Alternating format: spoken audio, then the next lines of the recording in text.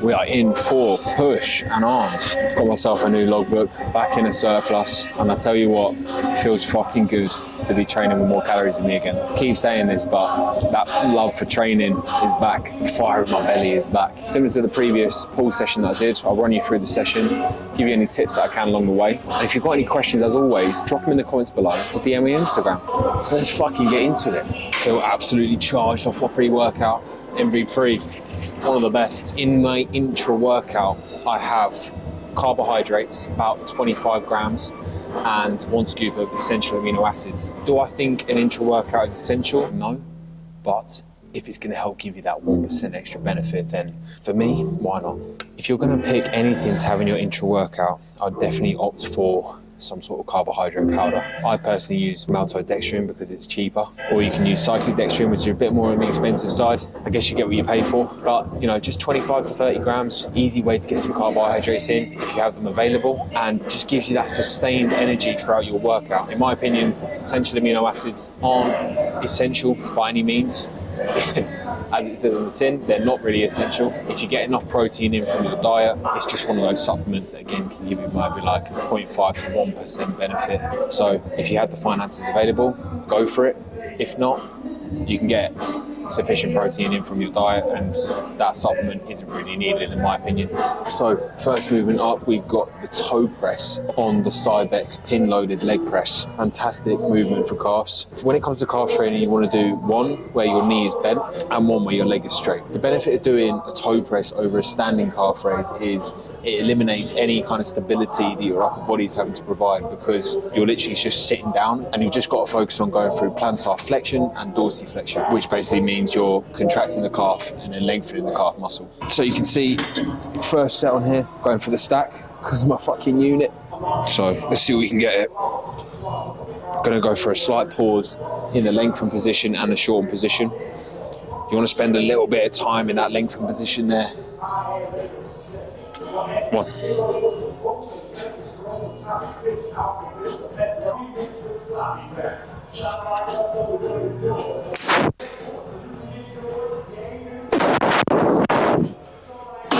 Blimey, if you want to grow big calves, train them at the start of your damn sessions. Honestly, see people tagging on calves at the end of the legs when they're fucked, half-eyeing them, bouncing the reps, you name it, and wonder why they've got small calves. So personally, I train them at the start of push sessions, or you can train them at the start of legs.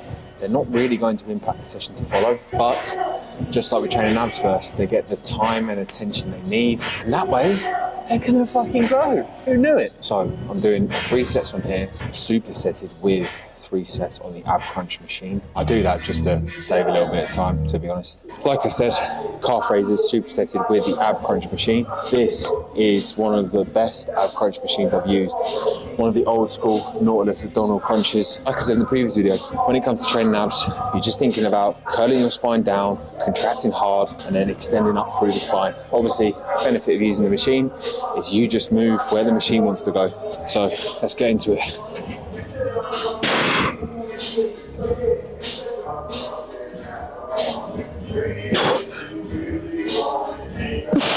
Come on, more. No chance. I think one of the most common injuries in the gym is shoulder niggles, and usually comes from people pressing with poor form, whether that's down to chest pressing or shoulder pressing. So for me, it's essential to warm up my shoulders. Now, something that I've been doing for years now, and I got this from Eddie Hall actually. So the fact I got it from Eddie Hall says to me, I mean, he probably got it from somebody very much in the know. Since I've been doing this, I've not had any shoulder problems. So I'll show you what I do here. And then it's just a case of making sure you're doing enough warm-up sets before your heavy lifting sets, on top of doing it with correct form, and you won't get any niggles. Simple as that. So you're going to simply take 2 or 1 kilo dumbbells, hold them out either side, do 20 small circles forward and 20 small circles backwards. And then after doing this, you're just going to go through some movements that you would in the session. So some full range of motion side raises. Basically just doing this to get some blood flow to the joints, get them nice and lubricated, ready for the heavy pressing, and then obviously some dumbbell shoulder presses. And that is basically it. Right, so first big pressing movement up, we've got the dumbbell shoulder press. I haven't been able to do big heavy compound lifts, or free weight lifts I should say, for a while, because obviously I've been dieting. But now I've got some more body weight behind me, more calories in me. I'd like to include some free weight movements again, because firstly I enjoy them, and secondly they're fantastic movements to do, just because you need to have that stability aspect as well, so you're working those stabilizer muscles that potentially wouldn't maybe be working as much in a machine. So with the dumbbell shoulder press, you see a lot of people make the mistake of putting the bench in a very upright position. For me, you want it 1 or 2 notches back, so similar to the incline of this certain bench now. From here, I'm just going to put the dumbbells onto the end of my knees, and one by one, I'm going to kick them back. So firstly, right knee, and then secondly, simply like that. And then on my elbow path directly out here, it's not going to be a safe position to press from. I'm going to move my elbows slightly forward in front of my torso, and then pressing up in almost like a Christmas tree motion. Again, just going to do a few warm-up sets here. As I mentioned in the previous video, when it comes to warm-up sets, especially for the first couple of movements, and especially it being a free weight movement, I'm going to do a good 3 to 4 warm-up sets here. Start with the 20 kilos, do 8 to 10 reps, and I'll progress it up to the 30s, do 5 to 6 reps, and I'll probably go 35, 1 or 2 reps, see how I feel after that, and then potentially go into my working weight, which would be 40 to 42 kilos, just see how many reps I can get. First set is 5 to 9 rep range. I reckon maybe 40 kilos, 37.5 will be the right starting point today, and then work it out from there. Come on in. Yep. That's Let's go. Come on. Okay. Nice one, nice one. Come on. You.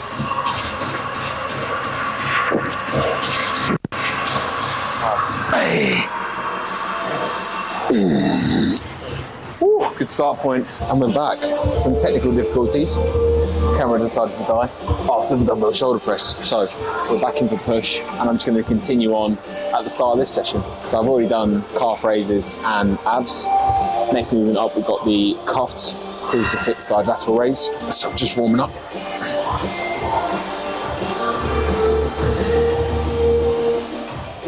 So this push session is a bit more of my delt focused one. So I start with side raises and then I'll move on to a high incline press. It's good to start with a side raise before going into pressing movements. It helps get blood flow to the joints firstly, which helps improve just general shoulder function, which is always a benefit.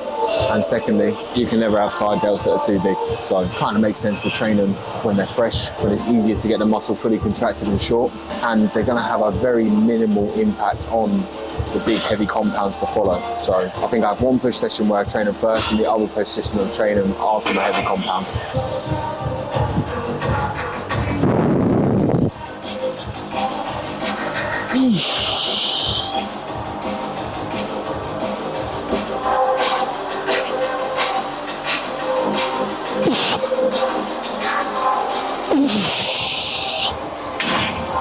When it comes to execution with this movement, it's a good movement because you can do it in almost any gym, whether you're on a wide cable stack or a narrow cable stack. You want to set the cables in a bottom position, have the bench on a high incline, cross on your wrist. You want to set the bench back in a position so as your arms come straight, the cable is almost directly in line there. So you're getting that side delt in a fully lengthened position. And from here, back up flat against the bench, and then you're thinking about keeping your upper arm in front of your torso, and then pulling up and through like that. Almost in like a Y position. Keep your fist clenched to keep tension through the forearm.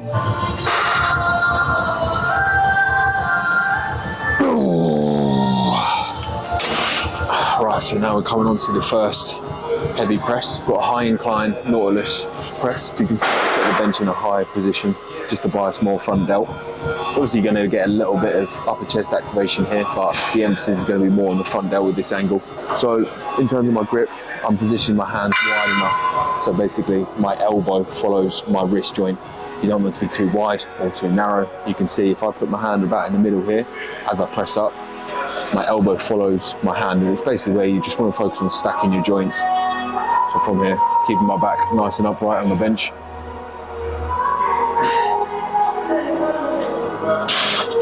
Come down nice and slow. Dead stop.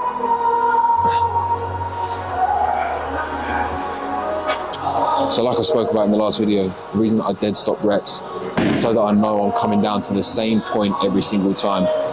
When it comes to pressing, it's very easy to sacrifice range of motion in order to get more reps. Right, I'm thinking this will be my last warm-up. However, it may be a working set, so I'll be able to judge after the first rep. Oh, that's working yet. Fuck me.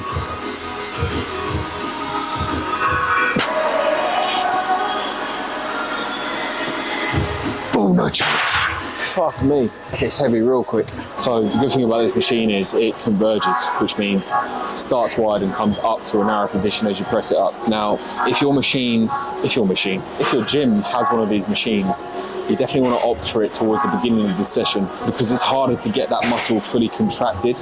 And obviously with this, because it converges, there is tension at that top position. So if you were to do it towards the back end of the session, it would be much harder to complete those reps because the muscle is fatigued at that point, so it's harder to get it short. So it makes sense to put it early on.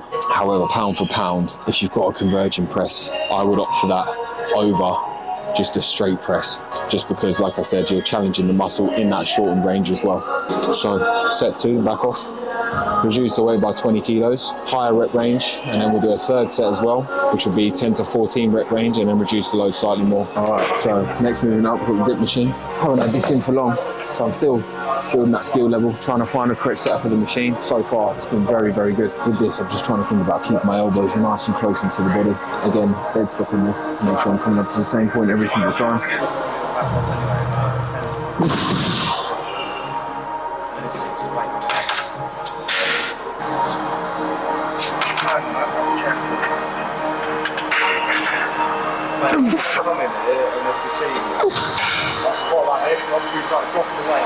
Next moving up, we've got the flat machine press. This is a fantastic machine, another one that converges. So we've done the front delt work, we've done tricep compound. Now we're moving on to more of costal fibers. This is going to be an exercise that targets your entire chest, but you know, as it kind of goes in this slight decline motion, almost like this, you're just going to get more lower pec fibers, but as you start to fatigue, you're going to be using all of the pec fibers available. When it comes to figuring out where to set the handles on the press, a good way to do it is find your active range of motion. So go through the movement without holding onto any weight. So I would just come back like this, and wherever my hands end, I ideally want the handles just about there. The only way I can come back further than this is if I force it or there's external load. So I'll go through the movement, I'll come back. So you can see that my hands end here. And to be fair, the handles are probably a bit too far back. So all I'm going to do now is move the seat back one. So now I'll do the movement again, come back. That's the end of my range of motion, and that's where the handles are. So I'll grab onto those, and then simply from here, I'm thinking about pinching my shoulder blades together, lifting my chest up nice and high, and driving my elbow across the midline. There. That felt very heavy. A big mistake that I see a lot of people do is not think about retracting their scapula. That's what I'm trying to say when I'm saying pinch your shoulder blades together. Pinch shoulder blades together. That motion is called retracting your scapula. If you wanted to protract your scapula, you've got to think about pushing them away from each other. So retract your scapula, pinch shoulder blades together, lift your chest up nice and high. That's how you're going to get the best chest engagement. Grab all the handles. Again, elbow path should be following your hand. Keep a nice neutral grip. You don't want to flex wrists like this. Neutral grip. Keep the chest high. Don't allow, as you press, for your shoulders to roll forward like that, because that's where your front delts take over. And that's why I see a lot of people have really shit chest development, but huge front, or just huge delts in general, because they just allow their form to slip towards the back end of the set, or just don't know how to press properly full stop. So chest nice and high.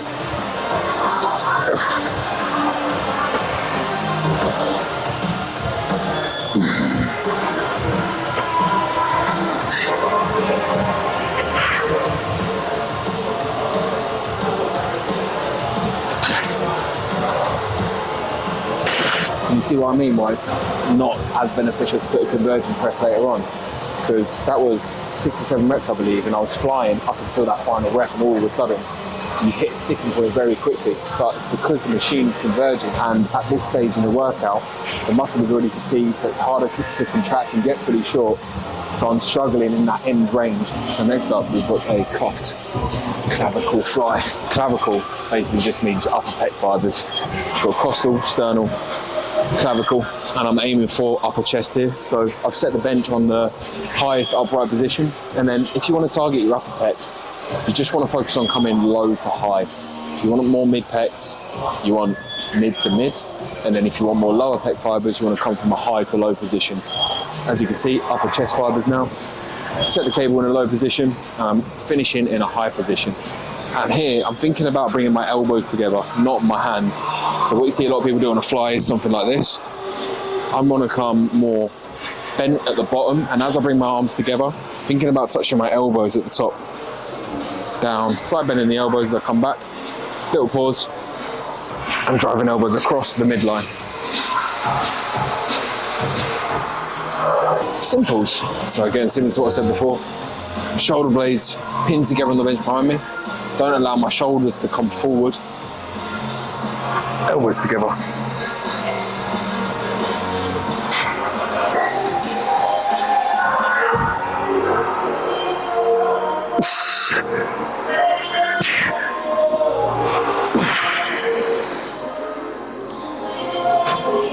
It's brilliant that. So next movement up, with the single arm Nautilus.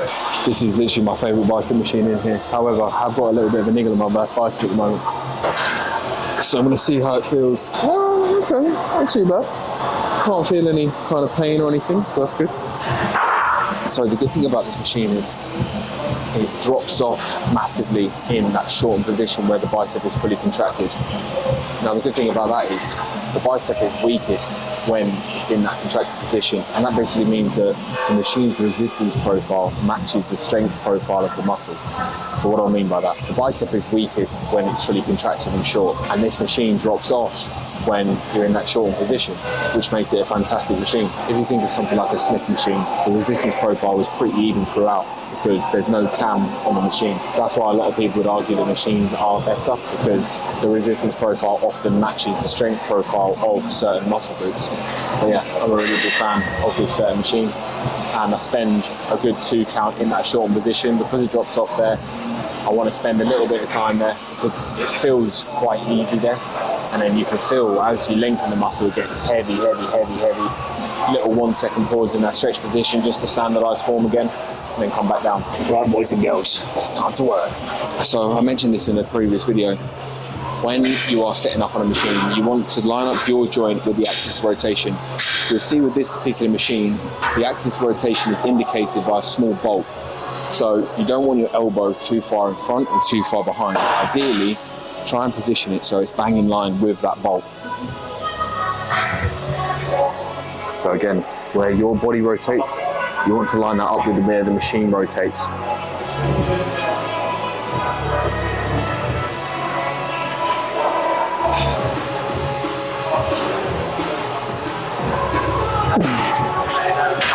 So you can see why I start with my left side, because it's a little bit weaker. When it comes to unilateral movements, it's good to definitely include them, but you always want to start with your weaker side, fail, and then just match reps with your stronger side. So it's a bit weird for me because I'm stronger on my left side on everything. I'm weaker on my left side on everything except for triceps. My right tricep is weaker. Make that make sense. But yeah, if you've got a bit of an imbalance, do unilateral work, start with the weaker side, match reps with your stronger side, and eventually that weaker side will catch up. And it's getting to that point for me, to be fair. I'm nearly at the point where I'm basically matching reps on one side and the other. So it does work. Final movement of the day, a single arm D-handle push down. Now, I've already done my heavy compound work on triceps where I'm training the tricep in its fully lengthened range. So I'm just going to do 1 set here, 15 to 20 reps to train that tricep and its fully short range as well. So wrist nice and neutral. I don't want to flex wrist like this or like this. Keep it neutral. Elbow nice and close into the body. I'm not facing the cable straight on. I'm turned inward slightly because I want my elbow path out here and away from me. Keep my elbow in a fixed position. Don't want it to travel forward like this. Just keeps fixed there. And I'm extending down. Ideally, you want your elbow slightly behind your torso out here, because that's how you're going to get the tricep fully contracted and short. Honestly, the next time you do it, try with your tricep here, and then simply move your arm back here. Just do this movement here. You can feel your tricep fully contracted as soon as you just move your arm like that.